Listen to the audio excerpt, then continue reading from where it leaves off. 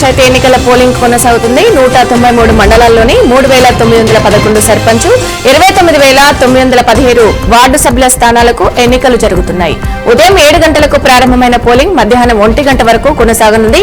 ఇక పోలింగ్ ముగిసిన అనంతరం మధ్యాహ్నం 2 గంటలకు ఓట్ల లెక్కింపు ప్రారంభించి ఫలితాలను ప్రకటిస్తారు. ఇక పలు పోలింగ్ కేంద్రాల వద్ద పోలీసులు భారీ బందోబస్తు ఏర్పాటు చేశారు. భద్రాద్రి కొత్తగూడెం జిల్లా వ్యాప్తంగా రెండో విడత గ్రామ పంచాయతీ ఎన్నికలు 7 మండలాల్లో కొనసాగుతున్నాయి. ఇక జిల్లా వ్యాప్తంగా 156 సర్పంచ్ స్థానాలకు 1384 వార్డు మెంబర్ల స్థానాలకు ఎన్నికలు జరుగుతున్నాయి. 7 మండలాల్లో మొత్తం ఓటర్లు 1,96,674 మంది ఓటర్లు ఉండగా అందులో 95,418 పురుషులు, 1,01,246 మంది మహిళా ఓటర్లు తమ ఓటు హక్కును వినియోగించుకోనున్నారు. ఇక మధ్యాహ్నం 1 గంట వరకు కొనసాగుతుంది. అనంతరం ఓట్ల లెక్కింపు ప్రక్రియ నిర్వహించి అధికారులు ఫలితాలను ప్రకటిస్తారు. పోలింగ్ బూత్ల వద్ద ఎటువంటి అవాంఛనీయ సంఘటనలు జరగకుండా కట్టుదిట్టమైన పోలీసు బందోబస్తు ఏర్పాటు చేశారు.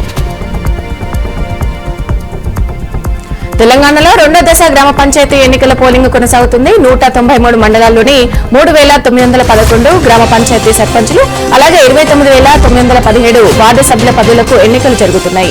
ఈ నేపథ్యంలో నిజామాబాద్ జిల్లా రూరల్లోని గన్నారం గ్రామంలో రెండో విడత పంచాయతీ ఎన్నికలు కొనసాగుతున్నాయి. పోలింగ్ కేంద్రాల వద్ద వచ్చిన ఓటర్లు తమ ఓటు హక్కును వినియోగించుకుంటున్నారు. మధ్యాహ్నం 1 గంట వరకు పోలింగ్ కొనసాగుతుంది. ఇక అనంతరం 2 గంటల నుంచి ఓట్ల లెక్కింపు ప్రారంభించి ఫలితాలను ప్రకటిస్తారు. ములుగు జిల్లా వాచేడు మండలం అయ్యవారిపేట గ్రామ పంచాయతీలో 17వ తేదీన జరగబోతున్న స్థానిక సంస్థలో కాంగ్రెస్ పార్టీ బలపరిచిన అభ్యర్థులను గెలిపించాలని ప్రజలతో కాంగ్రెస్ నాయకులు సమావేశం నిర్వహించారు. ఇక కాంగ్రెస్ సర్పంచి అభ్యర్థి దుబ్బా సరోజిని మడకం బెనికి ఓటు వేసి భారీ మెజార్టీతో గెలిపించాలని కోరారు. గ్రామాలలో ఉన్న సీసీ రోడ్లు, విద్యుత్, డ్రైనేజీ సమస్యలతో పాటు అర్హులైన నిరుపేద కుటుంబాలకు ఇందిరమ్మ ఇంటి నిర్మాణ పథకం ఎంపికలో భాగంగా ప్రాధాన్యం ఉండేలా కృషి చేస్తానని అన్నారు. ఇక అయ్యవారిపేట గ్రామ పంచాయతీలో అభివృద్ధికి ముందుండి ప్రజలకు ఎల్లవేళలా వారి సమస్యలకు పరిష్కారం అందేలా కృషి చేస్తానని తెలిపారు. తెలంగాణలో రెండో విడత పంచాయతీ ఎన్నికల పోలింగ్ కొనసాగుతుంది. ఉదయం 7 గంటలకు పోలింగ్ మొదలు కావడంతో పోలింగ్ కేంద్రాల వద్దకు భారీగా ఓటర్లు చేరుకుని తమ ఓటు హక్కును వినియోగించుకుంటున్నారు.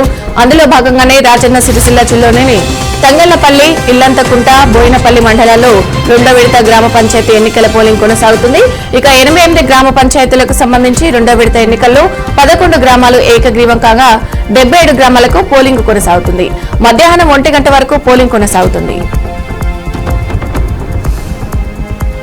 ఆదిలాబాద్ జిల్లాలో రెండో విడత పంచాయతీ ఎన్నికలు మొదలయ్యాయి. ఇక జిల్లా పరిషత్ హైస్కూల్లో ఓటర్స్ ఓటు హక్కును వినియోగించుకుంటున్నారు. మొదటి విడత ఎన్నికల్లో ఎన్నికల పోలింగ్ శాతం తక్కువ నమోదు కావడంతో ఓటర్స్ అవేర్నెస్ కోసం ఓటర్ సెల్ఫీ పాయింట్ ను అధికారులు ఏర్పాటు చేశారు. ఇక ఎన్నికలు గట్టి పోలీసు బందోబస్తు మధ్య ఎన్నికలు నిర్వహిస్తున్నామని జిల్లా ఎస్పీ అఖిల్ మహజన్ అన్నారు. నంద్యాల జిల్లా చాగలమరి మండలంలోని వీధి కుక్కల స్వైర విహారం చేస్తున్నాయి. రాత్రి పగులను తేడా లేకుండా విచ్చలవిడిగా తిరుగుతుండటంతో ప్రజలు భయాందోళనకు గురవుతున్నారు. వందల సంఖ్యలో కుక్కలుండటంతో చాలా మంది కుక్క కాటుకు గురవుతున్నారు. ఇక కుక్కలు వీధుల్లో తిరుగుతూ అరుస్తుండటంతో నిద్ర పట్టని పరిస్థితులు నెలకొంటున్నాయని ప్రజలు వాపోతున్నారు. ఇటీవల కాలంలో చాగలమర్రి సుమారు 10 మందికి పైగా కుక్క కాటుకు గురైనట్టు సంబంధిత రికార్డులు చెప్తున్నాయి. ఇక ముఖ్యంగా గ్రామాలలో వృద్ధులు ఎక్కువగా బాధితులుగా ఉంటున్నారు. ఇప్పటికైనా స్పందించి కుక్కల బెడదను నివారించాలని ప్రజలు కోరుతున్నారు. ఎన్టీఆర్ జిల్లా ఇబ్రహీంపట్నంలో Nova 3rd, 4th years B pharmacy విద్యార్థులు పోలీస్ స్టేషన్ ను మెట్లెక్కారు. ప్రభుత్వం ఫీజు రియంబర్స్మెంట్ లేటు అవుతుందని, ఫీజు కట్టాలని కళాశాల యాజమాన్యం వేధిస్తున్నారని విద్యార్థులు పోలీసులకు ఫిర్యాదు చేశారు.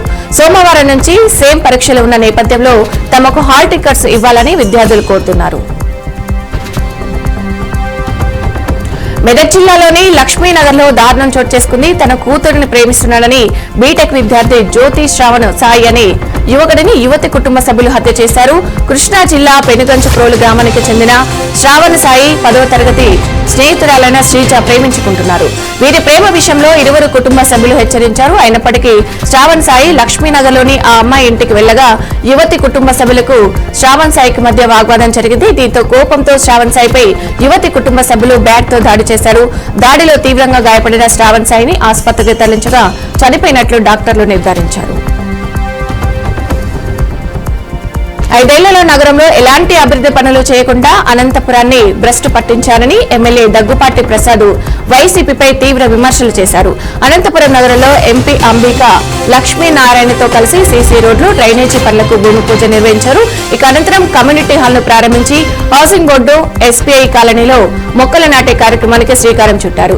ఈ సందర్భంగా ఎమ్మెల్యే మాట్లాడుతూ వైసీపీ పాలనలో ఎక్కడ చూసినా రోడ్లు, డ్రైనేజీల సమస్యలే కనిపించాయని, ప్రస్తుతం కూటమి ప్రభుత్వంలో ఏడాదిలోనే కోట్ల రూపాయలతో అన్ని డివిజన్లలో అభివృద్ధి పనులు చేపట్టినట్టు తెలిపారు. ఇక సుదీర్ఘ కాలంగా పెండింగ్ లో ఉన్న రుద్రంపేటలో రోడ్లను పూర్తి చేశామని, వైసీపీ ప్రభుత్వం వీటిని పట్టించుకోలేదని ఎమ్మెల్యే దగ్గుపాటి మండిపడ్డారు. సాయి ఈశ్వరాచారి మరణాన్ని కొన్ని యూట్యూబ్ ఛానళ్లు తప్పుగా చూపిస్తూ అవమానిస్తున్నారని, పై యూట్యూబ్ ఛానల్పై సాయి ఈశ్వరాచారి భార్య, అతని తమ్ముడు జగదీర్గుట్ట పోలీస్ స్టేషన్లో ఫిర్యాదు చేశారు. ఇక 2 కోట్ల మంది బీసీలకు జరుగుతున్న అన్యాయాన్ని భరించలేక ఆవేదనతో బలిదానం చేసుకున్న సాయి ఈశ్వరాచారిపై కొన్ని డబ్బా యూట్యూబ్ ఛానళ్లు తమ వ్యూస్ కోసం తప్పుగా చూపిస్తున్నారన్నారు.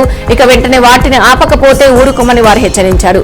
ఈ విషయంలో బీసీ సమాజం తమకు అండగా నిలవాలని సాయి ఈశ్వరాచారి భార్య, తమ్ముడు కోరారు.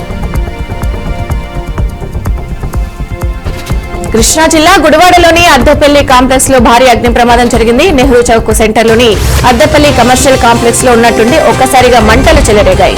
దీంతో కాంప్లెక్స్ లోని ఓ సెల్ ఫోన్ షాప్ తో పాటు 3 క్లాత్ షోరూమ్ లో మంటలు ఎగిసిపడుతున్నాయి. అయితే ప్రమాదం జరిగిన కాంప్లెక్స్ లో జూనియర్ కళాశాల, ఎస్బీఐ బ్యాంక్ కూడా ఉండడంతో తీవ్ర ఆందోళన వ్యక్తమవుతుంది.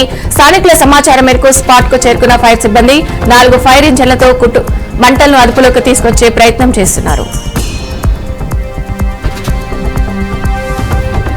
దేశ రాజధాని ఢిల్లీ కాలుష్య కోరంలో అల్లాడుతుంది. గత కొన్ని రోజులుగా రాజధాని నగరంలో కాలుష్యం ప్రమాదకర స్థాయిలో కొనసాగుతుంది. ఇవాళ కూడా ఎయిర్ క్వాలిటీ ఇండెక్స్ తీవ్ర స్థాయిలో నమోదైంది. శనివారం ఉదయం ఢిల్లీ ఎన్సీఆర్ ప్రాంతంలోని 18 మానిటరింగ్ స్టేషన్లు AQI లెవెల్స్ 400కి పైగా నమోదయ్యాయి. మరోవైపు నగరాన్ని దట్టమైన పొగ కమ్మేసింది. దీంతో దృశ్యమానత పడిపోయింది. కొన్ని మీటర్ల దూరంలో వెళ్తున్న వాహనాలు కూడా కనిపించని పరిస్థితి ఏర్పడింది. ఇక ఈ పొగమంచు విమాన, రైలు రాకపోకలకు తీవ్ర ప్రభావం చూపుతుంది. ఇక ఈ నేపథ్యంలో ప్రయాణికులకు ఢిల్లీ ఎయిర్పోర్టు కీలక అడ్వైజరీ జారీ చేసింది. 2 తెలుగు రాష్ట్రాల్లో చలి బంచా విసురుతుంది. చలి తీవ్రత పెరగడంతో పలు ప్రాంతాల్లో ప్రజలు గజగజ వణికిపోతున్నారు. పల్లెలో ఉదయాన్నే దట్టమైన పొగమంచు కమ్ముకుంటుంది. గ్రామాలలో ప్రజలు ఇళ్ల నుంచి బయటకు రావడానికి జంకుతున్నారు. సాయంత్రం 5 గంటలు దాటితే చలి మరింత వణికిస్తుంది. ఈ నేపథ్యంలో రాబోయే 3 నుంచి 4 రోజులు చలి తీవ్రత మరింత పెరిగే అవకాశం ఉందని హైదరాబాద్ వాతావరణ కేంద్రం హెచ్చరికలు జారీ చేసింది. సొంత గడ్డపై భారత క్రికెట్ జట్టు మరో పోరుకు సిద్ధమైంది. 5 మ్యాచ్ల సిరీస్ లో భాగంగా ఆదివారం దక్షిణాఫ్రికాతో టీమిండియా 3వ T20 ఆడనుంది.